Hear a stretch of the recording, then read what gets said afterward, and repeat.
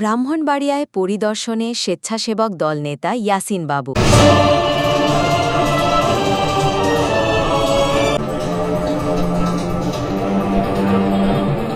শারদীয় দুর্গাপূজাকে ঘিরে ব্রাহ্মণবাড়িয়া শহরে উৎসবের আমেজ বিরাজ করছে।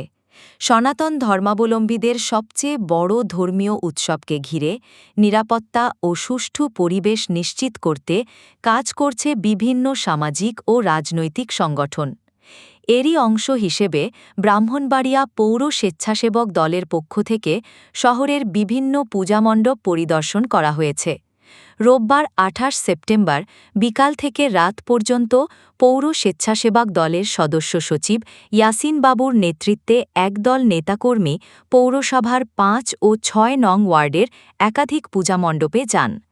এ সময় তারা শহরের মধ্যপাড়া, টিএ রোড, কাজীপাড়া, কান্দিপাড়া, পৈরতলা ও গোকর্ণঘাট পূজামণ্ডপে গিয়ে আয়োজকদের সঙ্গে শুভেচ্ছা বিনিময় করেন এবং সার্বিক আয়োজন সম্পর্কে খোঁজখবর নেন।